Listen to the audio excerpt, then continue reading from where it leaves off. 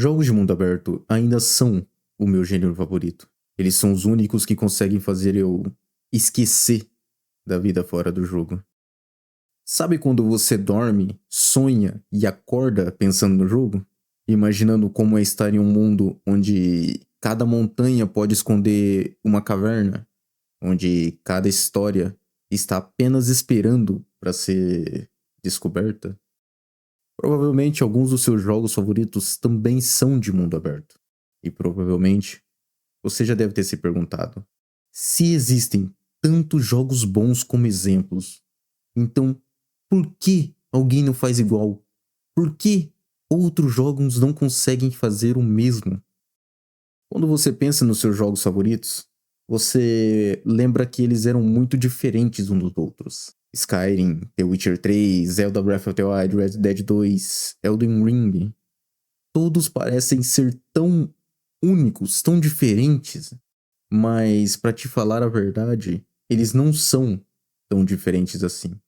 Todos eles seguem o mesmo padrão. Um deles é a curiosidade, e com ela, a vontade de explorar. O outro é a recompensa, quando você encontra baús escondidos, consegue armas lendárias, sabe? E o outro é a lore, a história do mundo e dos personagens nele. Isso é quando o jogo te insere dentro daquele universo, entendeu? É um padrão, é uma receita que já foi testada e aprimorada durante anos. Vamos lá, você já jogou The Ring? Se sim, você se lembra da primeira vez que você saiu daquela cripta? Lembra de ver a árvore dourada no norte, o castelo ao oeste, o cavaleiro dourado patrulhando a estrada? Então, talvez esse seja o maior elogio que um jogo de mundo aberto pode receber. Fazer o jogador querer explorar antes mesmo dele saber qual é o objetivo do jogo. E esse é um dos pilares dos jogos de mundo aberto: os pontos de interesse. Eles são elementos que servem para capturar a curiosidade do jogador e motivá-lo a explorar cada vez mais. Eles fazem você se mover pelo mapa sem precisar de uma seta para ficar apontando o caminho. E isso pode ser feito de várias maneiras. Montanhas, que geralmente todo mundo vai querer subir, torres, ruínas, biomas diferentes, basicamente qualquer coisa que consiga chamar a sua atenção. E por mais que você pense que isso é algo simples, que todo jogo vai ter algo disso, saiba que tem jogo que consegue errar. Se o jogo repetir demais o mesmo elemento, por exemplo, ele vai acabar afastando o jogador. E foi exatamente por isso que Hogwarts Legacy me decepcionou. O castelo é incrível, cheio de detalhes, segredos.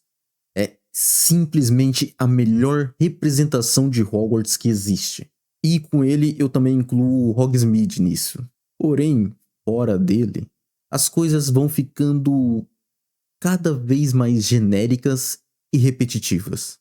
Conforme você vai se afastando do castelo, o mundo vai perdendo as cores, vai perdendo a magia, sabe? Você vai ver menos construções majestosas, menos vilarejos cheios de NPCs, menos vida de uma forma geral. A única coisa que sobra, e sobra bastante, são as atividades, que são muito repetitivas. Sabe quando você tá no meio do mapa, mas tudo que você consegue ver são apenas campos e colinas vazias? Parece que não tem nada de interessante e a única coisa que tem pra você fazer é seguir o marcador da missão. Sei que muitos não irão concordar comigo, mas esse é justamente o problema que eu tenho com Red Dead 2. Por mais detalhado que o mapa seja, não tem muitos desses locais que parecem chamar pelo seu nome, sabe? Locais que você sente uma necessidade de visitar. E o motivo é que ele tem um foco maior no realismo. Um outro ponto muito importante é a recompensa pela exploração. Vamos lá.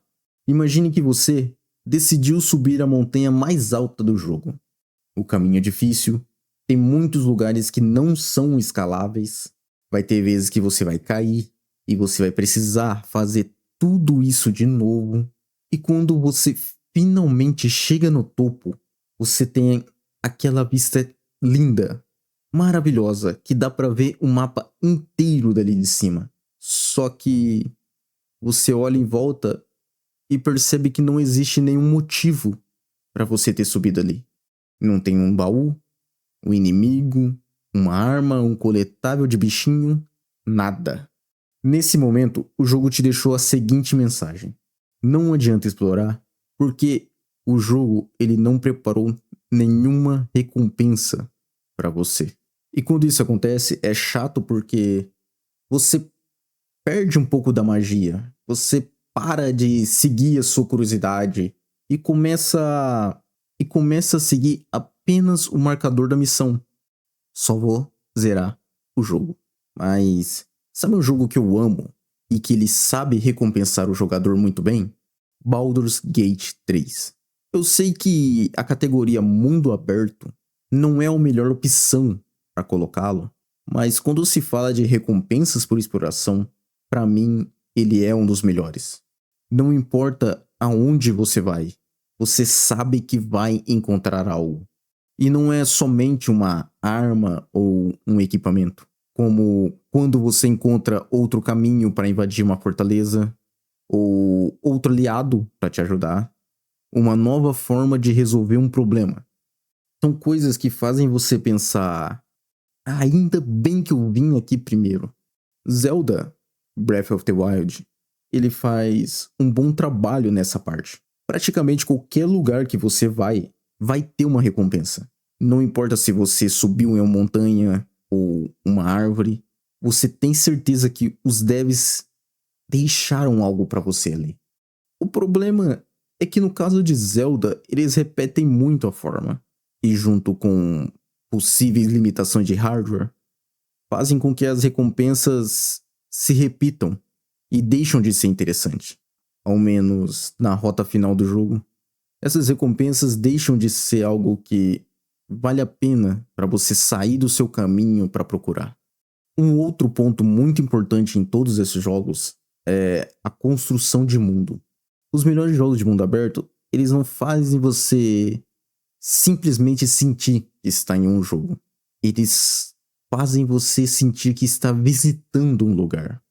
Eles mostram que você não está apenas existindo nesse mundo, mas sim que você faz parte dele.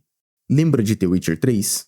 Lembra da DLC Blood and Wine, em que você percebe as diferenças culturais de Toussaint pelas vestimentas ou pela arquitetura do lugar?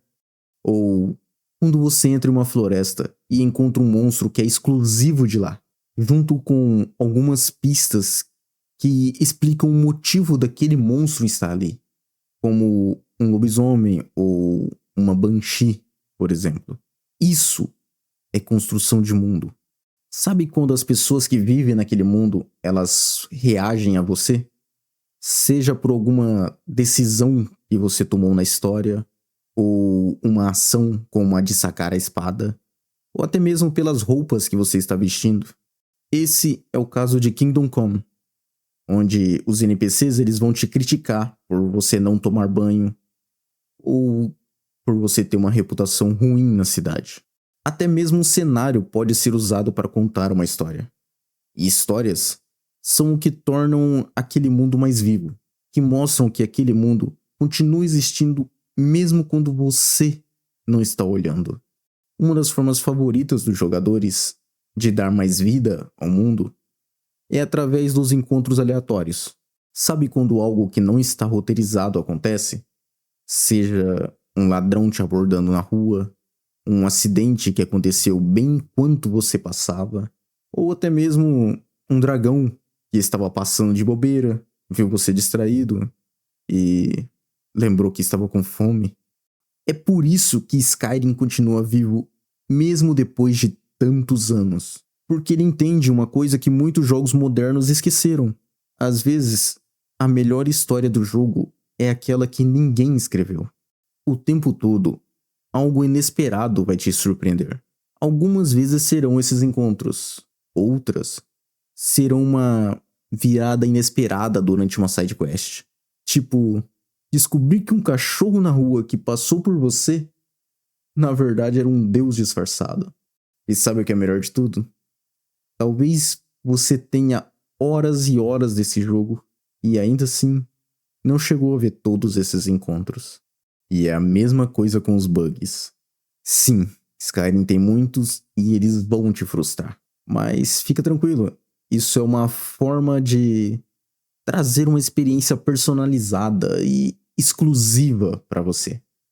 Existem tantos bugs naquele jogo que é impossível de você conhecer todos. Eu espero. Percebe como tudo está ligado?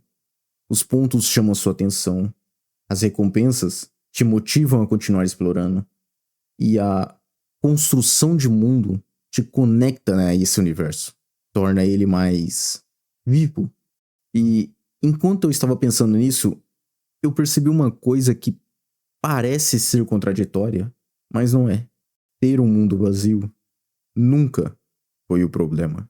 Você com certeza conhece esse jogo, Shadow of the Colossus. Esse clássico tem um mundo quase que totalmente vazio, sem nenhum motivo para explorar. Pelo contrário, ele é feito para você focar 100% no objetivo. Porém, isso faz parte da atmosfera. O cenário consegue te dar a sensação de que o lugar já foi habitado, ao mesmo tempo que ele transmite uma melancolia que complementa a história. E ele não é o único jogo a fazer isso. Tem um outro jogo em que a solidão ela faz parte da experiência, ao mesmo tempo que transmite um sentimento de empatia ao próximo. Um jogo que a ideia é literalmente conectar pessoas através de um mundo vazio. E sim, esse é o jogo de carteiro mais famoso de todos, Death Stranding. Nesse mundo, as pessoas não podem sair dos abrigos. E por isso, elas precisam da sua ajuda para conectá-las com as outras comunidades. E ao mesmo tempo, você pode ajudar ou ser ajudado por outros entregadores nesse mundo. Um outro exemplo de um mundo praticamente vazio é Subnáutica, onde os lugares mais assustadores daquele jogo são justamente os lugares que aparentam não ter nada. Estão vazios, desertos, mas por algum motivo você tem a sensação de que tem algo ali com você. Deu para entender? O vazio, ele não é um problema quando ele faz parte da experiência. Ele se torna um problema quando ele é criado pela falta de ideias. No fim das contas, eu não acho que a gente joga jogos de mundo aberto porque eles são grandes, mas sim porque eles despertam algo na nossa imaginação. Eles nos fazem acreditar que atrás de cada cachoeira iremos encontrar um tesouro, onde se perder é apenas o início de uma nova aventura. Jogos de mundo aberto, eles são como histórias que cada um de nós irá contar de uma forma diferente. Talvez você tenha uma experiência mais épica, onde você precisou explorar o mapa inteiro para ficar forte o suficiente para conseguir enfrentar o chefe final. Ou esse mesmo jogo pode ter uma história mais dramática, onde você claramente não estava preparado, mas mesmo assim teve que enfrentar um monstro. E isso lhe custou muitas vidas, lhe custou muitas horas e muita sanidade mental. Mas no fim, valeu a pena, né? Espero. Jogos de mundo aberto, com seus mundos cheios de histórias que nos fazem esquecer da realidade e que ficam marcados na nossa memória. Muito obrigado por assistirem até aqui. Te vejo na próxima e até mais.